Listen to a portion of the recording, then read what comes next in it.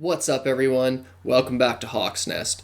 We got a special episode today as we welcome Rob Staton. Riley and I are excited to have Rob on today. He is the author of the Seahawks Draft blog. Please go check that out after the episode, seahawksdraftblog.com. There's a lot of great content on there, and speaking of great content, this episode is stacked. So let's just get right into it. We're definitely excited to have you here and ask you some cool questions. You seem like the guy to talk to about the draft. No, appreciate that. Thank you. Apologies, my eyes look really red. It's just because it's 2 o'clock in the morning. Okay. Nothing to do with 420, eh? All right, man. Well, Riley, what you got? You had one lined up. No, I just wanted. Oh, wow. I'm good. So We're definitely excited to have you here and ask you some cool questions. You seem like the guy to talk to about the draft. No, appreciate that. Thank you. Apologies, my eyes look really red. It's just because it's 2 o'clock in the morning. Okay. Nothing to do with 420, eh? All right, man. Well, Riley, what you got? You had one lined up. No, I just wanted. Oh, wow. I'm good. So I actually had a question in regards to the corner position. So I don't know if there's any personal, I want kind of your personal belief, and then what you're kind of expecting to happen at the cornerback position for the 2021 season. What are you expecting to happen? In terms of the draft, or in terms of the Seahawks overall? And overall, like your opinion of maybe what a depth chart would kind of look like, a rough draft of what something would look like. Do you think Sherb's coming back? Do you think we're reaching out in free agency? Or do you think we are just going to rock out with Akello and Trey and those guys?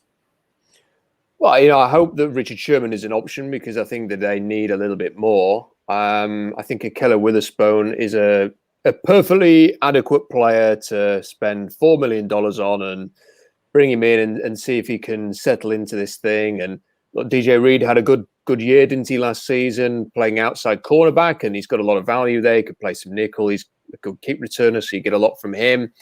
I'm not holding out much hope that Trey Flowers is going to suddenly emerge into something more than he's shown after three years of that already. So it's one of those position groups which it could be better, and there's quite a few positions like that with Seattle. It's not a position group that you look at it and go, this could be an absolute disaster zone, or that it is going to be a disaster zone, but it's got potential to be a lot better than it is. And if you throw Richard Sherman into the mix, and then you say, okay, DJ Reed and Witherspoon, you're competing to play across from Richard Sherman, the whole position just seems to elevate for me. So I hope that is a possibility. But at the same time, I think, the Seahawks need to get back to drafting cornerbacks. It's not like at the start of the Carroll era, it felt like they took at least one a year. And they had this great production line, and they don't draft cornerbacks anymore. And there's probably some reasons for that. The guys aren't there, or teams are drafting their guys a little earlier. But I think they need to get back to it. And this is a draft with quite a few tall, long Seattle corners. Yeah, you don't need to paint the picture. Like Seattle's always been in play for the 6'1" to 6'4", cornerbacks that are long. That's why I found it surprising that DJ Reed actually got the opportunity to play the outside corner, and then it was successful at the outside corner position. So, seeing that and going from there, do you think you brought up Shaun Wade? I read your post today. You brought up Shaun Wade as a guy. Do you think Seattle looks at Shaun Wade seriously because he is under 6 foot and he doesn't fit the Pete Carroll type mold? Well, Shaun Wade, I think he's 6 foot. I think he is 195 pounds. He's got 33.5-inch arms, and you've got that kind of length and the height that he has. And the thing about Shaun Wade is people have kind of forgot. There's a lot of groupthink when it comes to the draft and stuff like this. So he had a really rough 2020 season. He wasn't the only player who had a rough 2020 season. It was a strange year. And he adjusted from being in the nickel in 2019 to playing outside corner. Did he look good playing outside corner at times? No. I mean, you think about how he played against Alabama, it was ugly.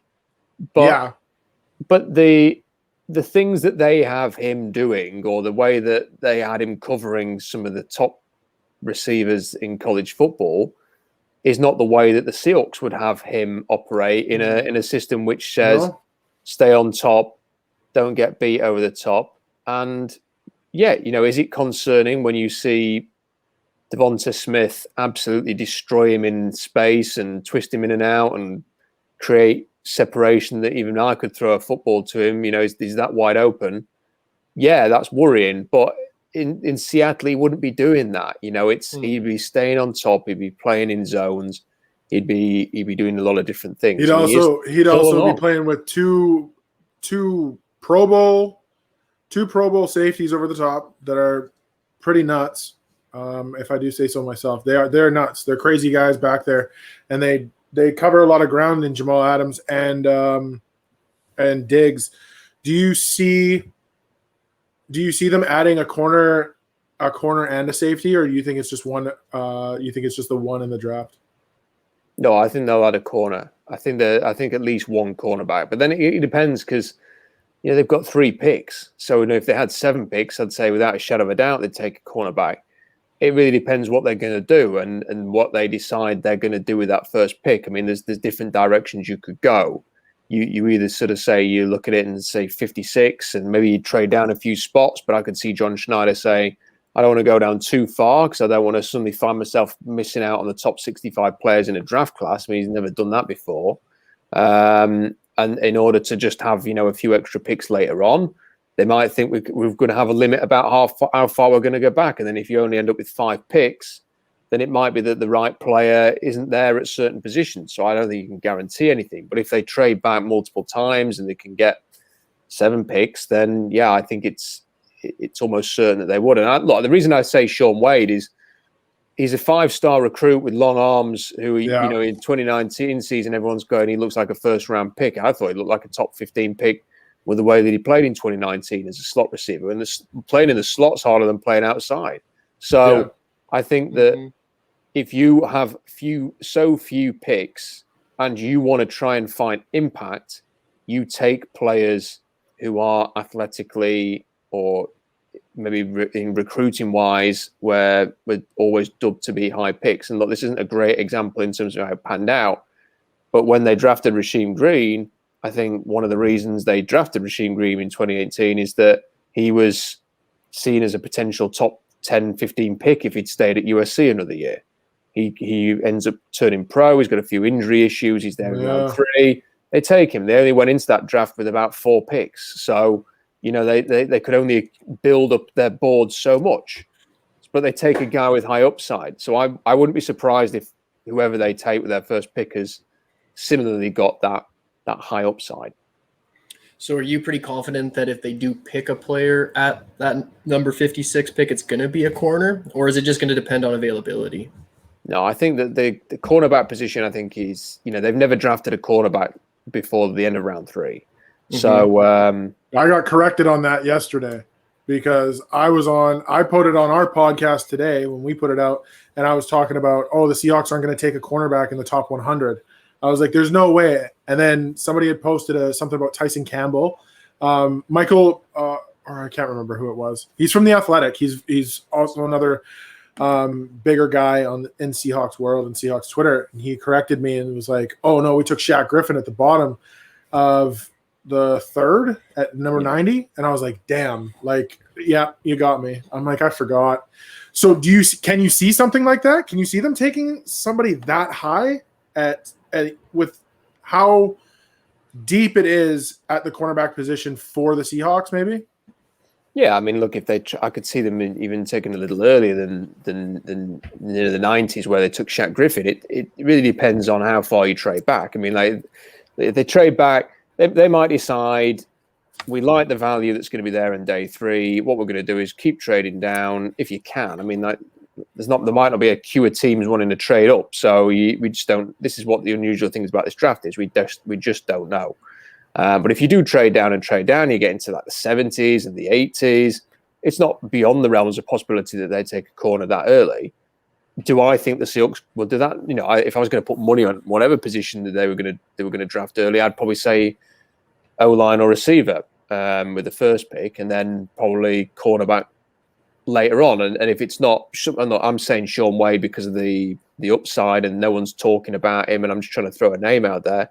I wouldn't be surprised if they just waited till round 5, 6 and took someone like Israel Mukuamu, who just looks like a... Yeah, I was going to say, you said it, and I was going to pull the quote directly. I was like, okay, you go. He looks just like a Seahawks prototypical corner.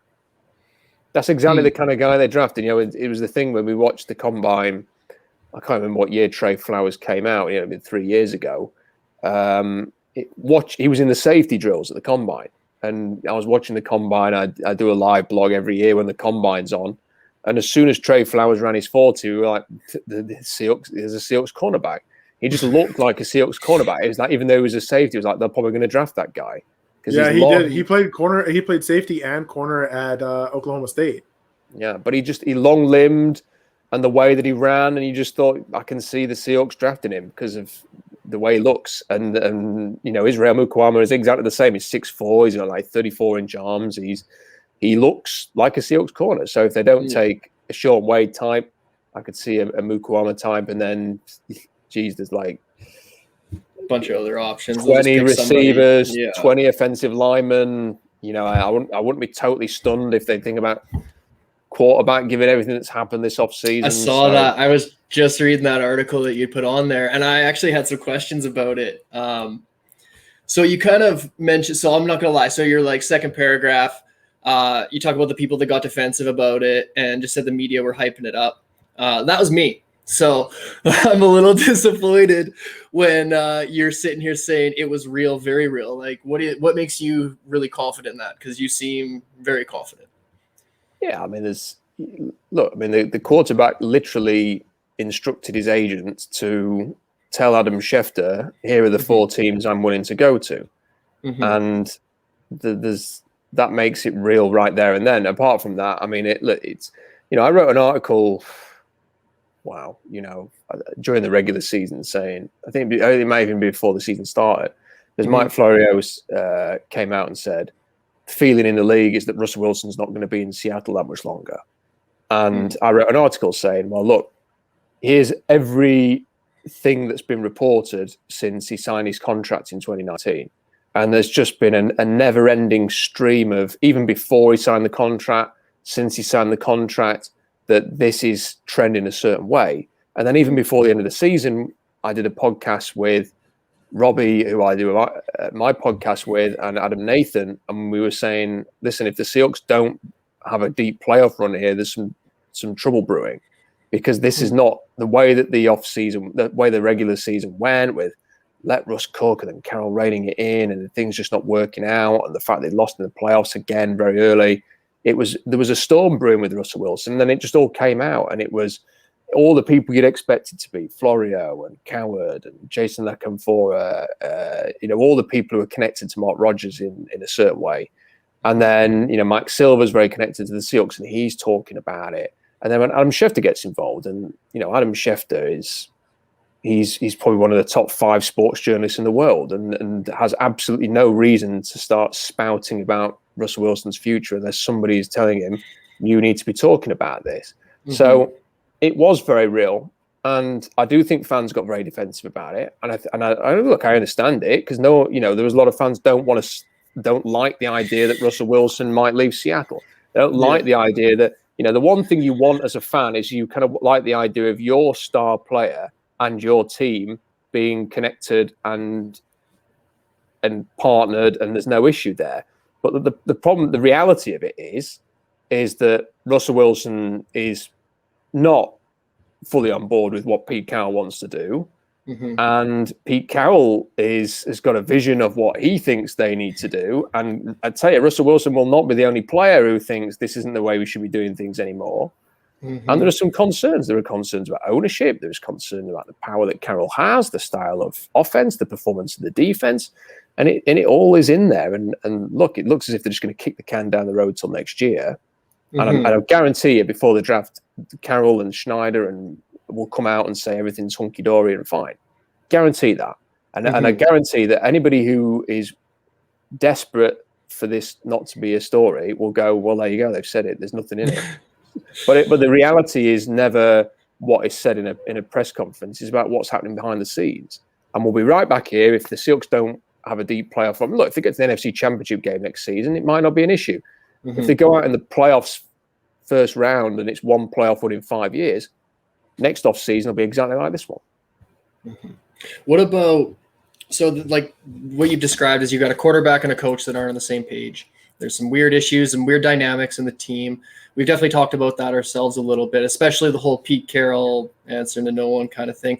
Why, as an ownership, do you think you move on from a quarterback who still has a lot left in the tank, who is playing at an elite level, and instead move on from a coach who doesn't seem to want to progress, seem to adapt to the game? He's really stuck in his ways. He's just kind of been stubborn, it seems. I just that's what bugs me about the whole situation. Why get rid of Russ?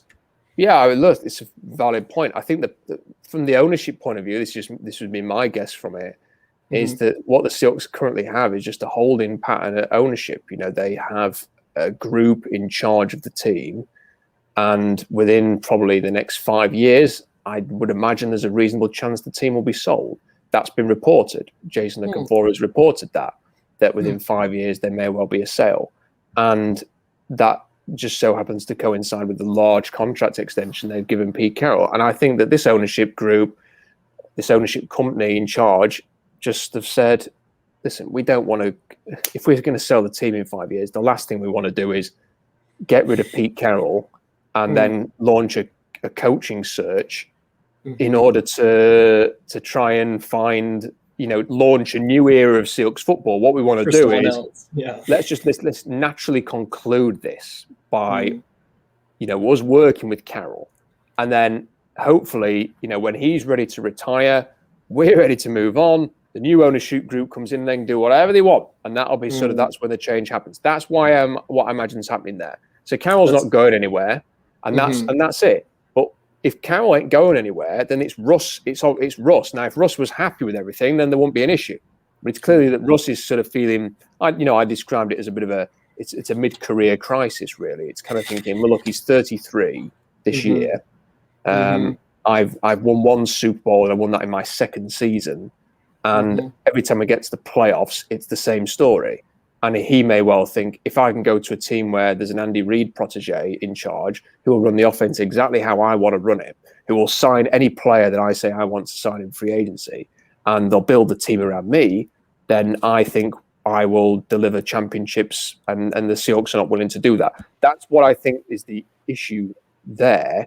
And really, it's not an unfair thought for Wilson to have, and I don't think it's unfair for Russ to want to be that guy and want to be the elite guy. He wants to have the big numbers and be on the big stage and have the moment, and he wants the moment. You see that in him and the way he plays. But in saying that, and you kind of bring that up, he is 33.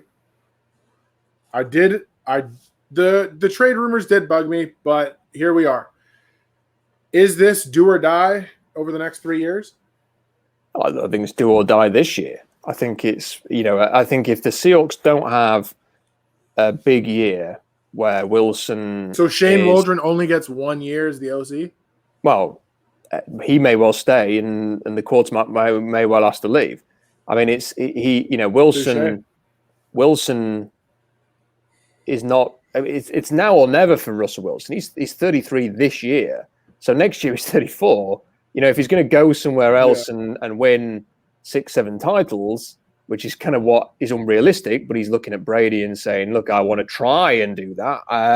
Then there needs to be a call, and I think it's this year. I think if the Seahawks launch and look, I don't know what you guys think. Personally, for me, the Seahawks have not been a serious contender for a number of years, and they're very capable of getting to the playoffs, but they're just a make up the numbers team at this point. I would never in a million years expect the 2020 Seahawks to march into Lambeau and do what Tampa Bay did, for example. So it just won't happen. So I think they need to show that they're capable of doing that.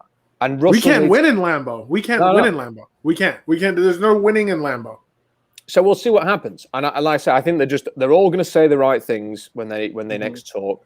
They're all going to be try and move on from this. I'm convinced that's why Brandon Marsh was saying what he said the other day, because the message from everybody now is full court press. We are on board. We're moving on. We're good. We're fine. We're fine. But if they lose in the wild card to the Rams again next year and get their asses kicked, then this will all come back. And I think next year. Russ Drama 2.0. Here we go again. Yeah, and that's the only reason why I think they might draft. If you are the Seahawks and look, Tony Pauline, who's a friend, and I like him a lot, and he's legitimately the best insider, I think, in terms of breaking news on the draft and in the NFL, because he produces the nuggets that someone like Schefter will not. Who Schefter keeps. Schefter is very in tune with everybody, of course, has the best sources, but Tony's very good at sort of pulling the curtain back a little bit and revealing some nuggets. And he said that he's heard that the Seahawks are ready to move on as Russ is. It's just that this year the deal didn't exist. The Bears offer wasn't good enough. They don't come up with do you think the Jets? You think if the Jets get involved, maybe right at the draft, you think there's any way possible that the Jets would get involved? No, for two reasons. One, the offensive coordinator there is a Shanahan disciple, and they want to play everything within structure. They don't want a scrambling quarterback who's running around, turning down reads and doing all that. And the other thing is, I don't think Russell Wilson has any interest of going to New York. It's a shoddy culture, and I don't think he wants to go and play for that ownership and play for that team, which is when, if you think back to 2019 when they were talking about Russ wants to play for the Giants, it was always the Giants. It was not the Jets. So So I think that, that's not going to happen. I think that if you are the Seahawks, the point I'm kind of making is if you're the Seahawks and you anticipate that there may be a change next year, you owe it to yourself to draft a quarterback if the right one is available this year, because then at the very worst you've got a backup quarterback. That's fair. And you know what? And everyone's going, it's too much drama. And what will it say to Russ? And it's like, well, the Seahawks just go, I don't care. Like, you sent 4 teams. 4 teams to Adam Schefter. Like, if you're going to do that, and that, what are we supposed to do? Just sort of sit here, not draft a quarterback or sign a quarterback until you tell us we're allowed to? No. For me, if Kellen Mond's there, just take the guy and say, okay, we've got Kellen Mond. That doesn't mean that Kellen Mond's a franchise quarterback. It means that you've got somebody who you can not Geno Smith. Culture. He's not Geno Smith. You integrate him into the culture. You let him get his feet under the table, learn a playbook, and then if in a year's time we hit in the 3rd round with Russell Wilson before, and we had and we had just paid, the established veteran, right? Why doesn't Pete and John just might decide, you know what, let's do it again? Yeah, and listen, and if Russell Wilson has an amazing year. And, who in a year's time turns around and goes, what a joke of a pick that was? It's like, no, you've drafted a backup quarterback in the late 2nd or the early 3rd. It doesn't matter. The Jordan Love situation right now, everyone's upset about that. Because what if he comes out and wins the MVP and Kellen Mond's like, the backup? What if you let's sort of run back and think of some of their picks in the late 2nd. Kristen Michael, who when they drafted Kristen Michael, that was right in the peak Marshawn legend era. And no one said, wow, what are they doing? How does Marshawn feel about the fact they've drafted Christian Michael? But all of a sudden it's like, well, how does Russ, this might hurt Russ's feelings. Why are quarterbacks so sensitive? Exactly. Listen, Aaron Rodgers won the MVP. So if Carson Wentz broke. Yeah. If Russell Wilson wins the MVP this year and people talk next year about the fact they spent a pick on Kellen Mond, then you're doing it wrong. If Russell Wilson wins the MVP this year, we should just be talking about Russell Wilson winning the MVP. And maybe there should be like 10 seconds spent on, and maybe Kellen Mond helped inspire that, or Davis Mills, or whoever. We should not be talking about what a wasted pick, because it's not a wasted pick. It's never a wasted pick to plan at the most important position in football. Never. Well, it's a hope for the best, plan for the worst. Yeah, exactly. You're running ability. Yeah. Absolute worst case scenario is your backup quarterback earns $1 million a year. I can't say it, right? And if he proves to be someone that can fill the position, and like we're talking about Russ's age, maybe he experiences a couple early exits in a game. Maybe he gets a little banged up. It'd be nice to have a little security blanket back there that we know can at least come in and run the offense and do some athletic shit. So Matt and I were watching the Jets game together last year, and he was in my ear and we were talking, and this is when Geno Smith had come in for the first series. Then he threw some god awful pass, and I was like, oh, and I think it's time to get ready for work tomorrow because this is pointless. Yeah. Like, it was done. It was a wrap. I didn't want to watch anymore. I didn't want to watch that. So having a contingency plan, I'm not against it.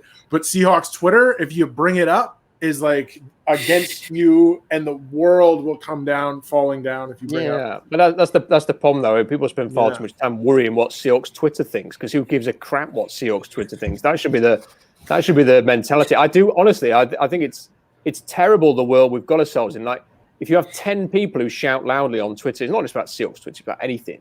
Like, people think elections are going to go a certain way because a few people on Twitter shout a few things. It's like, it doesn't mean anything. Like, it means absolutely nothing. The whole world is obsessed with what's being said on social media, and people should just turn it off. Like, who cares? Like, if the Seahawks, I said this to somebody else, if the Seahawks draft a quarterback with their first pick, I'll be straight on Twitter saying what a fantastic, impressive, ballsy move. Not because I want rid of Russ Wilson, but because the Seahawks are covering themselves on the off chance that the worst case scenario happens in 12 months' time. That's a sensible move. It's the kind of move you have to make when your quarterback sends 4-team list to Adam Schefter saying, I'd quite like to leave. Like, if he then next year, if he says something similar, you can go, well, off you go then, Russ, because we drafted somebody already. And then we're not sort of in this situation where we're saying, well, we can't accept a trade for the Bears because they're not producing a quarterback for us. You can actually look at this and go, well, hang on a minute. You know, can we consider a haul where you're not necessarily needing to be in the top 3 picks to get the quarterback? And by the way, it's a terrible quarter. Look, there's always quarterbacks who emerge every college football season. This time next year, there will be a quarterback who no one's talking about today. I have a question for you. Emerge. Go on then. Okay, so you brought up quarterbacks for next year. Yeah. My dad is currently graduating from the University of Oklahoma with his master's degree. Super happy for him. Yeah. University of Oklahoma. So we've started watching them a lot more, and I've started watching them since he started his master's, which was Baker. So Baker was awesome. Kyler was awesome. Yeah. And now Spencer Rattler. Well, Jalen Hurts was in there too, but I wasn't a huge, supporter of I wasn't a huge Jalen Hurts fan. Yeah, I mean, Spencer Rattler, I've seen bits of him. I mean, I know they had a difficult start last season, and then things seem to really take off. But, I have watched every game that Kellen Mond's played in 2018, 19, 20. So I feel very comfortable talking about Kellen Mond. And I've watched every game that Trey Lance has played. I've watched most of the games that Justin Fields has played. Trey Lance only has how many games, though? Yeah, not many. And I've watched all of Davis Mills' starts. So I feel confident talking about that. I couldn't offer a take. Oh, you could. Oh, I was going to try and get into the 2022 quarterbacks. So all I know is that when I look at the list that I've got written down of my 2020 players that I kind of caught my eye and I've thought they could. There's not 3 quarterbacks who I think, right, okay, well, at the very least, you've got them. You know, you've got quarterbacks who they could be first-round picks, they could be third-round picks. It's that kind of thing. There's no sort of. I don't feel about the 2022 quarterback class like there's if I was going to do a ridiculously early mock draft, there isn't anybody who I'd probably put in the top 5 right now. And it's like, well, I want that. Spencer Rattler's going to be like the number 1 pick by this time next year because guys just blow up in like 1 year. That might happen. But we can cut this out. We're not actually live, so that's the good part about this. No, it's fine. I'm happy to talk about it. It's just I don't know what's enough about those guys. That's totally cool. And there's totally cool. Like a year ago, you could say Trevor Lawrence is going to be the number 1 pick. You knew that. Well, I didn't say Zach Wilson was going to be the number 2 pick. I thought it was. Everyone said Justin Fields was going to be the number 2 pick. Which is why the thing. There's always a quarterback who emerges. Zach Wilson has emerged. Justin Fields, Trey Lance. People were talking about them a year ago. People weren't talking about Kellen Mond, but then he really progressed in 2020. Absolutely Davis Mills, nobody was talking about Mac Jones. Mac Jones because he'd not started. So there's always players who emerge. There's a chance that quarterbacks will emerge next year. But when you look at it now, I'm thinking, well, there's no harm in taking a quarter. I really rate Kellen Mond, and I think Davis Mills has got some talent. If either of those 2 guys are there, I think it's a shot to nothing to say, look, we're just going to take one just in case. And then like I said, the worst case scenario is Russell Wilson has an MVP season. You have a great playoff run. Wilson recommits, and you have a backup quarterback who, by the way, may have trade value down the line. Kevin Cobb brought a second-round pick for the Eagles once. You never know what someone's willing to spend, and in a year or two's time, you might get at least a second-round pick back for Kellen Mond. So you kind of loaned a backup quarterback at great value for a couple of years. So it's not, for me, that's just a sensible thing to do. But I'm not saying, I don't think Kellen Mond's going to be there at 56 anyway. So No, might be a moot point. No, I think he'll be gone. I think Davis Mills will be gone too. I think there's a decent chance both will be gone. I think Mills is getting a lot of hype right now from what I'm seeing, at least from what I'm reading. But I was going to say wide receiver 3 is what my next topic was. Is what I wanted to talk about was who do you see, if anybody is a Seattle Seahawk prototype or somebody that is in that role? Who would you see? It's very difficult. I mean, this receiver class is one I've probably spent more time on than anything in the last sort of 2 weeks, because I really want to sort of get to grips with who I think is who is the guy or 2 or 3 guys that they'll really zone in on. Now, in the past, they've always drafted guys who ran a 4.4, and the problem we've got this year, of course, is that there's no combine. So, pro day times are hit and miss. Everyone ran a 4.4. Yeah, and it's Nico Collins is not a 4.4 runner, and yet he ran like a 4.42 at the Michigan Pro Day, and it's like, well, yeah, that's not him. He's not a fast guy. That's not his game. And you're saying he ran a 4.42 at the combine. He's probably run a 4.56. So it's obviously a fast track. Some of these are done outside with wind assistance that you don't get inside Lucas Oil Field.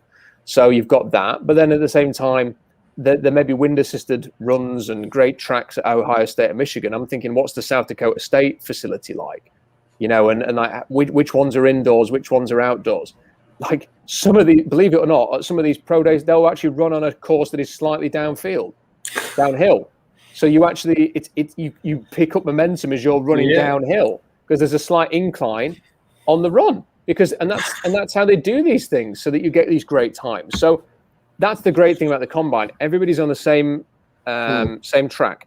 So I can't trust these times, which makes it really difficult. But so generally what people do is they add 0.06 seconds to every time. But if you do that, then you're almost taking out the entire class. So it's very tricky. So the other thing that I think you've got to look at here is they've always drafted players of a certain size. They've not drafted really small receivers. Like Tyler Lockett's small, but he's 5'10". That's kind of really the shortest they've gone. So that puts a little doubt in my mind about, is D. Eskridge going to be considered? Is Tutu Atwell going to be considered? Because they're a lot smaller than receivers they've taken in the past. I think they need somebody who can convert. And Rondale Moore's another one. They need somebody who can convert third downs and move the chains, because third downs was an issue last year. So I'm looking at it, and look, I think the guys that they really like are also the ones that can get downfield and make those big chunk plays. When they drafted Gary Jennings, I know he was a bust, but you just had to watch Gary Jennings play for West Virginia, and you could tell that he was a Seahawks receiver. And I'm looking at this, and I'm thinking De'Ami Brown at North Carolina will be somebody that they would really, really like. I just think that he's going to go in the top 40. I think they'd love Elijah Moore, but he's going to go in the first round. I'm not sure after that. I'm really, really struggling to think of who is the guy that, and there possibly will be somebody that they're going to go, that's our guy. That you can make an argument for Tylan Wallace. He gets downfield, he makes chunk plays, but he's not sudden. He's not getting into his release, and he's break really quickly. Rashad Bateman, is he special enough for someone like Seattle? We've already mentioned Nico Collins. He's fine in the red zone, but he's not going to. It was painful watching him in 1v1s at times in the Senior Bowl. Amon-Ra St. Brown's just slow. Anthony Schwartz is fast, but Anthony Schwartz, to me, I've said this in a few places, to me just looks like the kind of player that in 4 years' time just ends up signing for somebody else. I don't see it. He's not somebody that we're okay. Like, he's going to run very fast, straight, and that might, Well, you can move him around. He was in motion a lot at Auburn. He can do all of that stuff. But we don't really do a whole lot of that. But Waldron does. the thing with Schwartz is I don't have faith in Schwartz being anything more than a role player, and maybe that's fine with that. I mean, some people think Schwartz is going to go round 2, but I've got him in like round 3 or 4, and I'm just not convinced that he becomes a great receiver. And look, I just want to try and draft somebody who could be great. I want to draft someone here to be a 3 who could be a 1. I don't want to draft someone who's a 3 and ends up being a 3 and then ends up being a 3 somewhere else. So, yeah. Do you think maybe Seattle looks outside of the draft to fill that position? Like we've been hearing about Antonio Brown, Golden Tate's still out there. Do you think that's a more viable option? I think everything's on the table. I mean, I think the fact they haven't signed anybody before the draft is somewhat telling. They usually have a hedge that they will sign on the cheap. So last year there was Philip Dorsett. They've lost Dorsett. They've lost David Moore, and Josh Gordon's gone from who they had. Obviously, I'm saying that because none of those guys played. But David Moore played obviously, but the other 2 didn't. But they haven't signed anybody, which makes me think that could easily be their first pick because it's a great receiver draft. There's a chance that you're going to get somebody you like in the late 2nd or early 3rd. That could easily be the direction they go in with their top pick. But at the same time, would I be shocked if they just draft Tamori and Terry in like round 6 or something like that and just go for the upside and go for another Freddie Swain type, who's got a few things that they like, but take him later on. And then after the draft, they go for a Golden Tate or somebody like that. I mean, here's the thing though, is like you mentioned Antonio Brown, and like I'm thinking, well, are they really going to go that direction after Alden Smith? It's what's happened in the last few days. Well, hopefully that doesn't turn into much. Like, I mean, things are kind of developing there. Hopefully that doesn't turn into. But it's like from a franchise point of view. Do we want to turn into the Cowboys? It's not a good look, is it? Yeah. All this being associated with you, and you've already had a whole horrible connection to Chad Wheeler. But all that goes away if you're winning, and if Antonio Brown comes in and we start winning. He did just do it in Tampa Bay. That's it. I get what you're saying for sure. Like everything went away when he was down in Tampa. It went away. It went away to an extent because he wasn't doing anything, though. I mean, like he was kind of like you almost forgot he was there, and then he caught a pass in the Super Bowl, and you're like, oh yeah, I forgot about him. And the difference, I guess, is. I don't know. It's funny, really. Like Tampa Bay,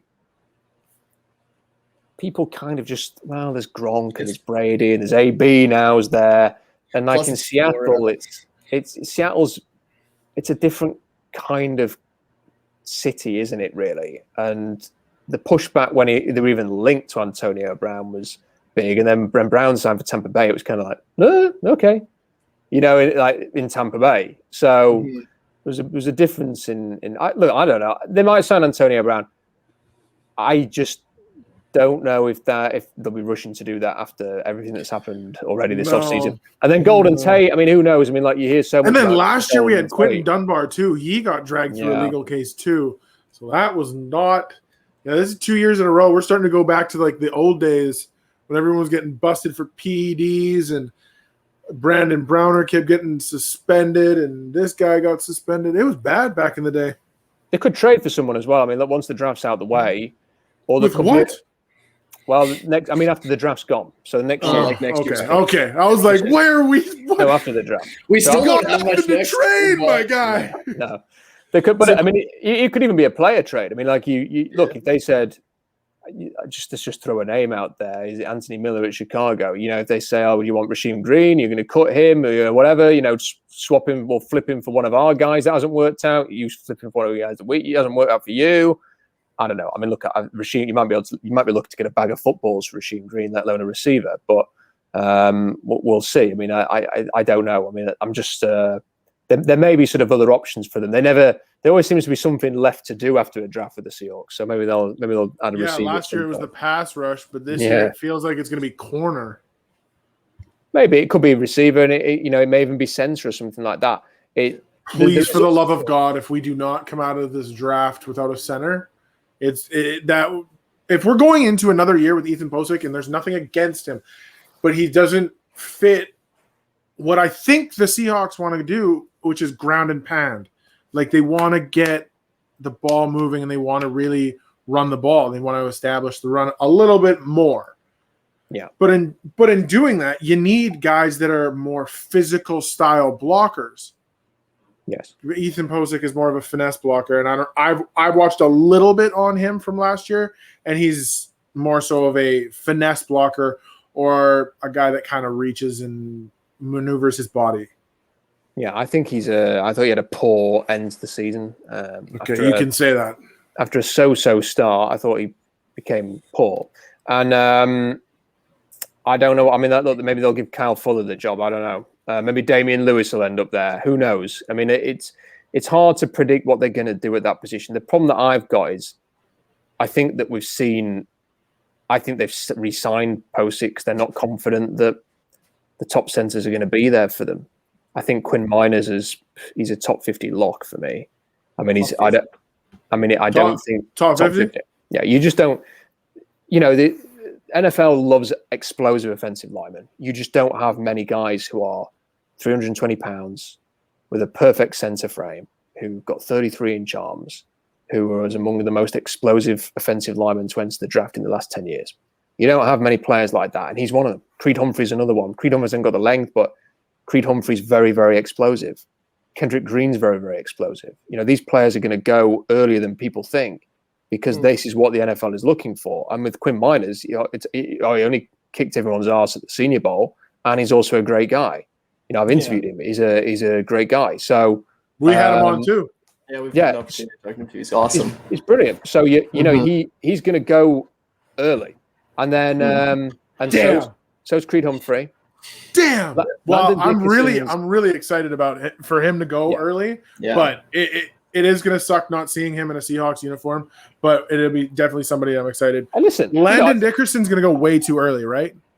I don't know. I mean, with Quinn Meinerz, I've heard, there are one or two people who said, well, he didn't play last year, and he's from a small school, and he needs a lot of work, and he played guard, and maybe he lasts a bit. I mean, I wouldn't completely rule him out being there for the Seahawks.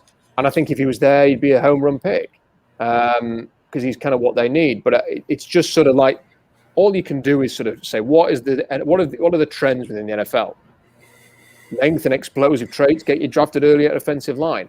So there's a chance he'll go early. Landon Dickerson's a hard one because without the injury issues, he'd be a first-round pick. But then you've got not just the current ACL, you've got an injury practically every year of his college career. I mean, he's had injuries to both ankles. He's had a previous knee injury. Every year at Florida State, he was hurt. And he's now played a season at Alabama and got hurt right at the end. We've had those problems. We've had injury issues at offensive line. That's why I'm hesitant to be a Landon Dickerson fan. And there's no knock on the guy. It's a tough position to play for sure. And some guys get banged up more than others. And it sucks because he's so good. I could see him going late first to Baltimore, or as Tony, I'm going to reference Tony again. Tony Pauline was reporting today that some teams wouldn't take him until round 5 because they just don't trust the injury issues. And that's the thing you've got to balance out here. And look, the Seahawks, I don't know how daring they're willing to be after the Darrell Taylor fiasco. So if they get to the end of round 2 or round 3 and Landon Dickerson's there, is it a punt worth taking to try and find a 10-year all-pro center? Yeah. Is there a decent chance that you won't get anything like that because he'll always be injured? Yeah. So it's like, and you balance it out. It's just a gamble. Yeah. No. What do you go ahead, Riley? No, I got nothing. I was just kind of bouncing like interior offensive line. We got wide receiver 3 we've discussed. Cornerback we've discussed. So we're kind of like, Mike, I think our we should talk about tackle as well. Tackle is something, yeah. I love. We're not going to even get them, but I've seen 2 clips of that tackle from Oklahoma State, and I can't remember his name for the life of me. Tevin Jenkins. Tevin Jenkins is an absolute savage. That one clip that he took the kid out of bounds and put him over, like he put him on the bus and took him home, like blindside kind of shit. I was like, sold. First pick right there. Yeah, he's very aggressive, very angry, and and look, you want that in your offensive lineman. You want them to set a tone. I mean, I think the fact that he tested as well as he did was a surprise. I mean, there was some concern going in that he didn't have the arm length, and then he had adequate arm length, and then I don't think anybody expected him to be as explosive as he is, and then he was one of the most explosive players in his class. So, I think there are some things on tape that I was kind of like, I wonder whether or not his future is at guard or right tackle. I don't think he's ever going to be a left tackle in the NFL. But then I think, given that what he's shown, I think that's perfectly fine. I mean, Elijah Vera Tucker's not going to be a left tackle either, but he's going to be a guard, right? You think? Maybe a guard, and I think he'd be a fantastic guard, and that's fine. And I could see Tevin Jenkins going to Chicago or Vegas or Arizona or something like that, and being a 10-year starter at guard. So I think he's great. I think what the Seahawks we've got from a Seahawks perspective, we've got to think is that Dwayne Brown's out of contract next year. Agreed. And Brandon Shell wasn't like super great, and I was thinking about the same thing. As the tackle, we don't have a contingency plan at the tackle position. So in addressing the tackle position, do you think there's anybody at 56 maybe that drops to us, like a Liam Eichenberg from Notre Dame? There are definitely players there. I mean, what I was just saying is that people think, well, it's a Dwayne Brown might retire thing. It's not. It's a Dwayne Brown might go and play somewhere else unless you sign him a contract. Yeah, or he might retire because he's a free agent next year. Yeah. So, I mean, unless you want to go back to the days of Bradley Sowell starting and people like that, you better have an option there. So I think that tackle's a legitimate option for the Seahawks. Now, you mentioned Eichenberg. The problem with Eichenberg is he's got 32-inch arms, and you're just not going to be drafted to play tackle with 32-inch arms. It's just not going to happen. He's going to have to kick inside. But he's solid out there. He was solid out there. He's going to really struggle with that length. I mean, he has issues. There are limitations, and he is somewhat explosive. But I always thought, watching him at Notre Dame, he'll be a solid left guard. And I think he might be somebody I might argue with you that he's played football for a long time, right? He's played football. And he's always had these arms and these lengths. So he's figured out ways, and there's little snippets or techniques that he listens to these. And I'm guaranteeing he's like, yeah, but I got this. Like, I have these moves. And there's more like to it. And having that, I think he's somebody who will be solid maybe as a rotational, but as somebody who will be successful at the tackle position, I think. How many 32-inch on left tackles are there? Come on, Rob. Don't draw me down like that. Like zero. I mean, I think this is the problem that that in the ACC, which is the kind of competition level they were playing last year, you ain't coming up against these absolute monsters who are going to be rushing from right end. What did his team look like against Clemson? They don't have a great edge rusher. I mean, they're like at Notre Dame. You are not facing 35-inch arm 4-5 runners, and the problem is that you can get into the first there's the kick slide. I don't think his kick slide is as smooth as it needs to be to play tackle anyway. So you need to get out there quickly, and then you need to wall off. And then one of the things that you have to do in the NFL more so than you ever do have to do at college is you've got to play inside out. So you've got to sort of I'm going to keep one arm out. And I'm going to sort of control the edge using one arm while also protecting inside against any kind of inside move, inside counter.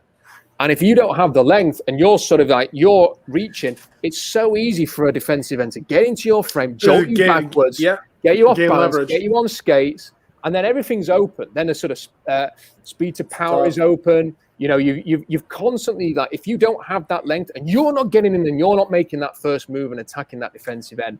And if he's got 32-inch arms, he's going to be lunging. He's going to be off balance because he's got to try and get in there. And if it's coming up, if there's a guy with 35-inch arms coming up against a guy with 32-inch arms, you control that. You get that leverage. You are walling them off. So that is part of the issue with it. And it's why the Seahawks have drafted, look, Jermaine Ifedi was a bust.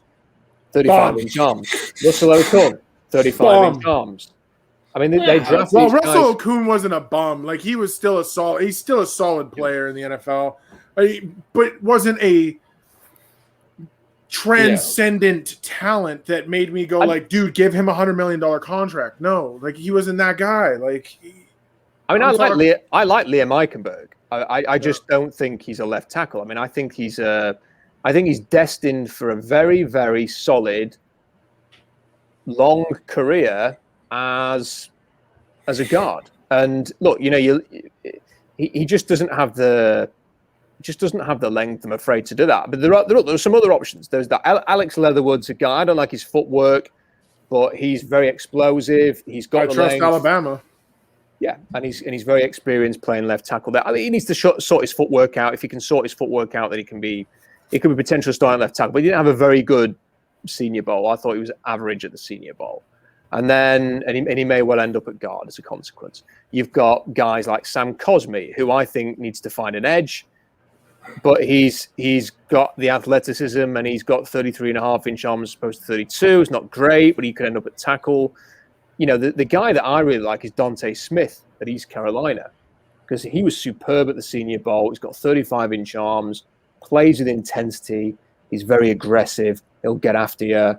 He can do all of the things that you want to see. He's got some experience playing guard as well. So I think there's some versatility early on, and then eventually he could potentially replace someone like Dwayne Brown. So I'm a big Dante Smith fan from East Carolina. I think he's definitely somebody that Seahawks fans should keep an eye on.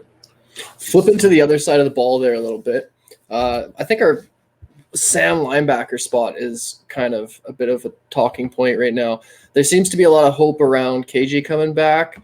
What do you think about all that? Is there a chance? Do we address that at the draft, or are we comfortable rolling with what we got? Yeah, I think that there's probably a lot of hope that KJ Wright will come back. The fact that he hasn't signed anywhere else would suggest that it's probably likely. I mean, I don't know. I mean, unless some bridges have been burned there, I think it'd be a strange move. And look, they're going to might have $1 million extra to spend after this Alden Smith thing. So they can throw that on the pile and give it to KJ Wright. And I think there's a decent chance that he'll be back. I mean, they don't have a great deal of depth at linebacker right now. So you would imagine that at some point they're going to do something there. I mean, they've kind of got like their three guys right now, because they don't use BBK really as a linebacker, do they? Just use him as a special teams guy. So they don't have a lot of depth yet. So I think there's a chance that another linebacker could come in. It's just, from a Seahawks perspective, what do you want to do? Because you've spent a first-round pick on a linebacker. You've spent $18 million a year on another. You've traded up in round 3 for another. At what point are you taking a linebacker in this draft? If they spend their first pick on a linebacker, for example, then Seahawks fans should go ballistic. It's like, how many linebackers do you want? Yeah, it's just ridiculous. I would lose it. And then we have Jamal Adams, who plays inside the box 90% of the freaking time. Or I don't know exactly the percentage. Please, for the love of God, don't roast me. But I don't know. He lines up in the box a lot more. He's an inside the box safety. I talk football like when I play it. Like dudes that just know how to play football. Liam Eichenberg is somebody who, like, I watch him on tape and I'm like, oh, the dude knows how to play football. He's a very good football player. That's why I'm like hat sold. So maybe you're totally right with the 32-inch arms. I did not. I really wish I could know my wingspan, because I would know that Rob would just put me like, no, you're just a bum. If I had 32-inch arms. Brandon Sheriff's a good example of someone like that, right? He came into the draft as a tackle, 6'5", 320 something, but he had 33-inch arms. He moved to guard. Yeah. And that's a hell of an offensive guard. And he's an all-pro at that guard position. I mean, like in the conversation for all-pro. Eichenberg could be really good at guard. I've got him in round 3. Would it be a surprise if he went late 2? No. And like as a guard, I think, maybe we can try him at center. I don't know. I mean, could you kick D-Lou, which I watched the Arizona tape from that, which was, he wasn't terrible, but he looked uncomfortable. And for somebody who had like 6 days to prepare for a center position, I mean, he did a good job. He did a great job. I'd rather not, just because I think you've had one of the few draft successes you've had in the last few years. At offensive line, and I think he's a beast at guard. Yeah. Why would you want to, like, he's a great right guard, leave him at right guard. I mean, I hope that they don't move him. I think if they do, then I'd have just said, well, you should have just signed a center in free agency, or you should have drafted Cesar Ruiz and like traded up and get him instead of Darrell Taylor a year ago, or you should have drafted Eric McCoy, or you should have whatever. You should have Shoulda, coulda, woulda for days. Shoulda, coulda, woulda. Do something else, essentially. I mean, don't take a linebacker. Don't take a linebacker. Going back to the linebackers, there's two guys that I'm higher on than, I don't know, like the rest of the people who write about the draft are, and that is Buddy Johnson at Texas A&M, who I think is a second-round grade. No one's talking about him. I think he's fantastic, and I think he will go a lot earlier than people realize. It's Buddy Johnson at Texas A&M, and the other one's Cam McGrone at Michigan, who didn't play last year. Just flies to the ball. He flies to the ball. So I think that those are two guys that, you know, I would be interested in. I mean, and look, if they drafted Buddy Johnson in round 4, I'm on board with that because he's really, really good. But I think he might be gone by then. I'd rather them just re-sign KJ Wright and for sure move on with that. Darrell Taylor at the same position, you don't see it? I think Darrell Taylor on a football field, I don't see it. Oh my! Really? I mean, listen. No bueno. It's. I'm not trying to say that. So we've done this twice. So we've drafted 2 players that in the second round, Malik McDowell and. Wait, did Malik McDowell a first round pick? No, where they traded down of round 1 and took Malik McDowell, and then this last draft they traded up in round 2 for Darrell Taylor.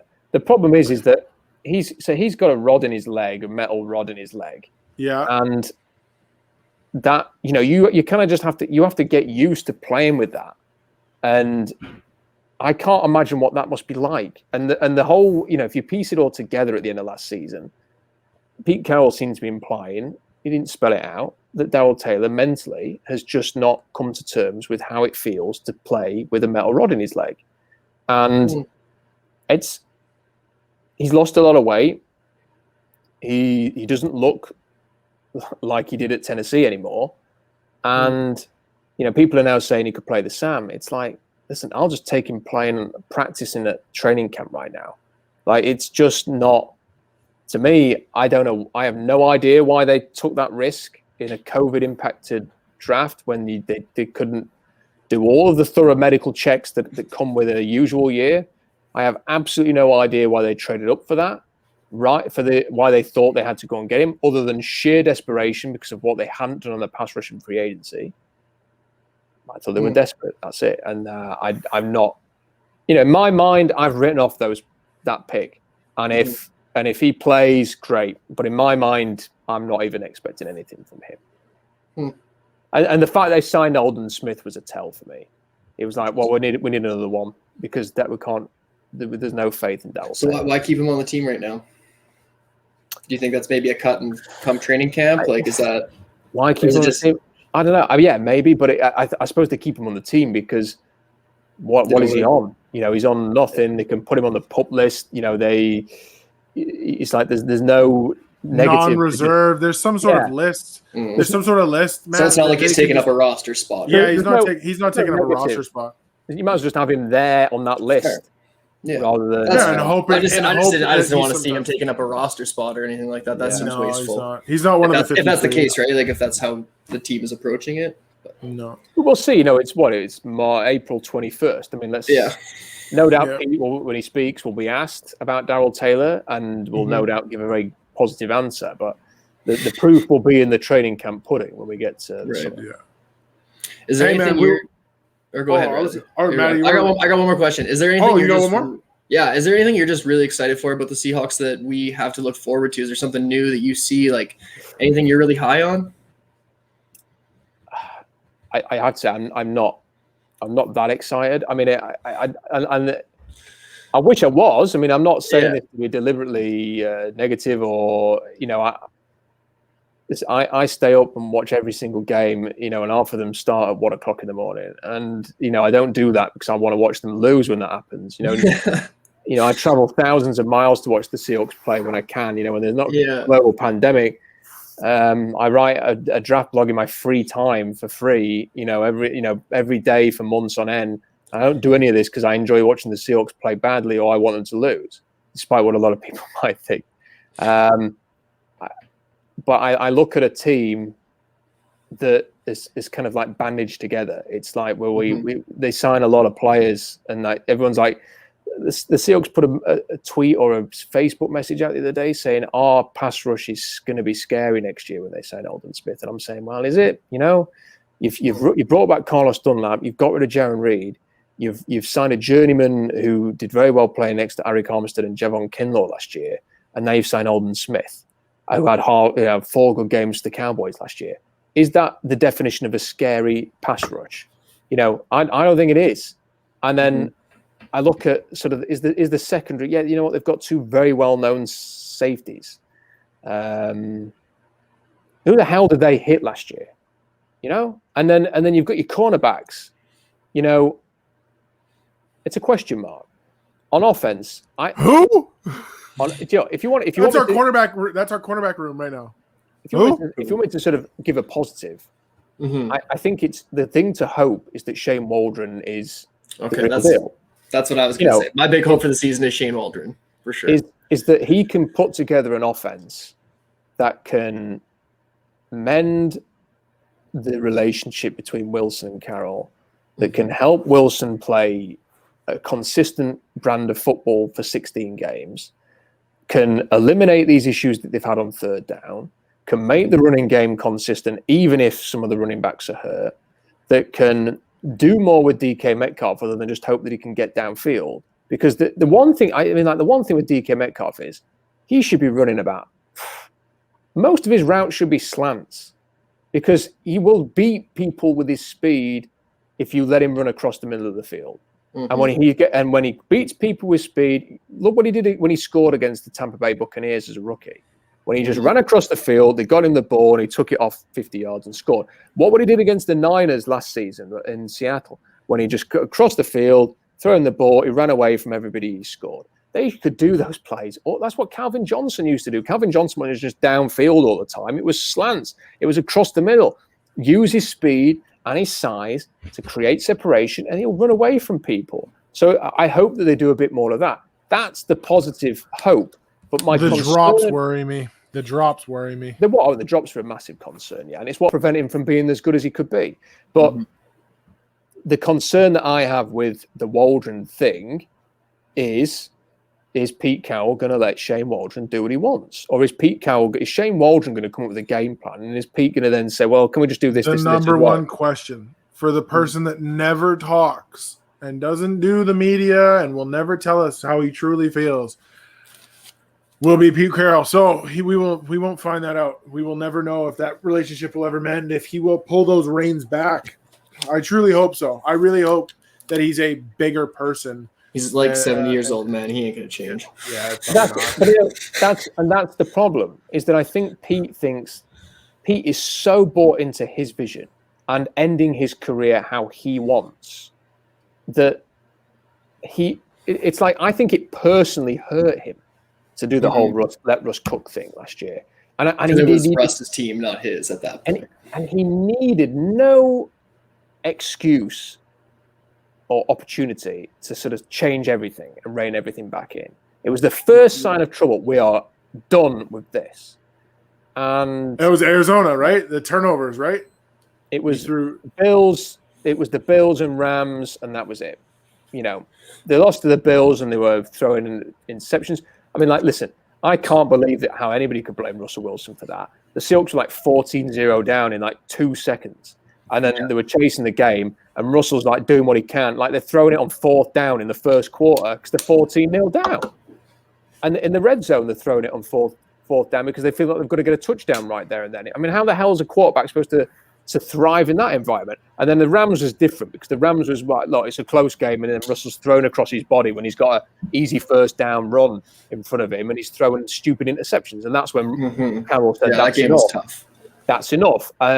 But then the offense went into its shell for the rest of the season. And then at the end of the year, they just had long stretches where they couldn't do anything. If teams played 2 deep safeties, that was the game over for the offense.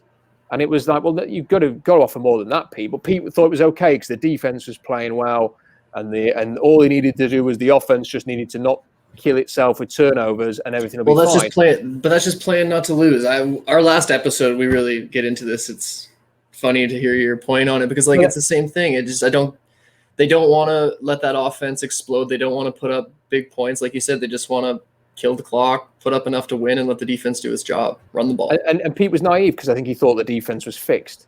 He thought it was fixed because they played well against Colt McCoy, Dwayne Haskins, the winless Jets, a broken San Francisco 49ers team. It was like, no, it's not fixed. And then you go and play that was me that was saying all that, by the way. The defense is fine. Man. The offense is garbage. But you go and play the Rams, and they absolutely give you a slap in the face reality check, which is that you are not better than us in the trenches. Your defense ain't all that. Your offense has got absolutely nothing. So when the defense isn't constricting and limiting the opponent, you've got nothing. And the defense couldn't stop the Rams' backup quarterback, who no one had ever heard of before. And then when he got a thumb injury, when he got a concussion, Jared Goff with a thumb injury moved the ball better than Russell Wilson did, which was a damning indictment. And everyone's this is the problem I have, right? Because like everyone's got sort of short-term memories on this. I remember that game, and I look at this roster right now, and I go, okay, Gabe Jackson's there, and Shane Waldron's there, and Gerald Everett's there. Is that enough to turn what happened in that Rams game into the complete opposite when you get to the playoffs, if they get to the playoffs next year? Not convinced. Fair enough.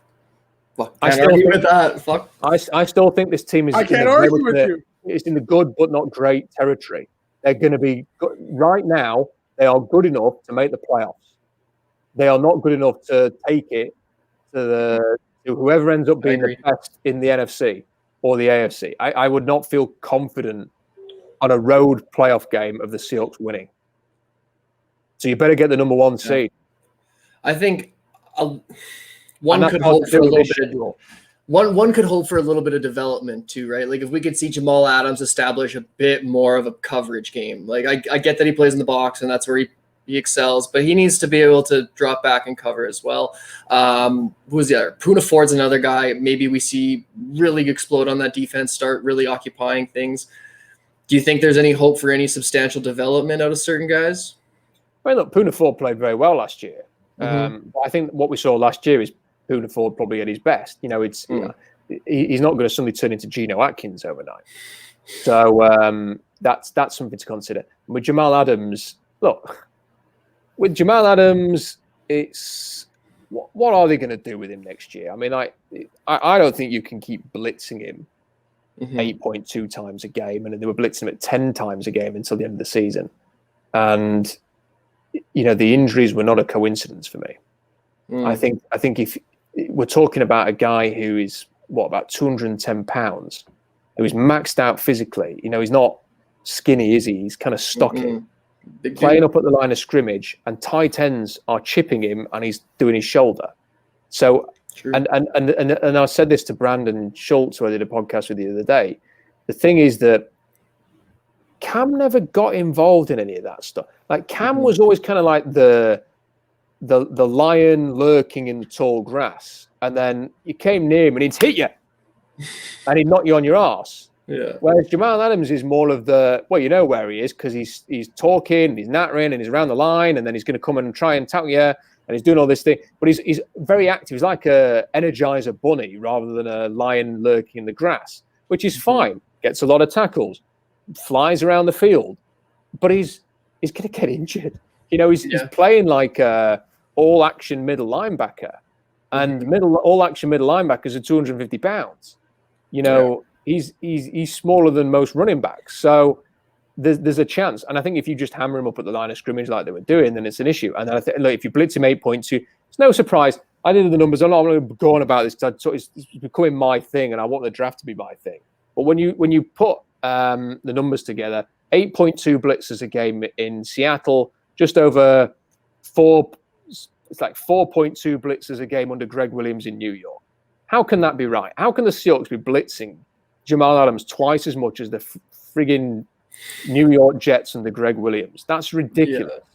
Yeah. And you know, you can't. That's not sustainable. And his coverage grade look. You don't have to be a genius to suggest that maybe the coverage issues were down to the sheer number of blitzes and the way he was being used in Seattle. So if you want to use him and you want to as a specialist blitzer, fine. But that's not worth 2 first-round picks and a third and $18 million a year. If you want to use him as a complete safety, strong safety, I'd argue that's not worth what they're paying anyway. But if you're going to do that, then you have to rein in his blitzing. Simple as that. So I hope they come up with a proper plan for Jamal Adams. Otherwise, I fear what we're going to get is a very expensive, often injured, essentially nickel rusher. Yeah, that's fair. Super fair.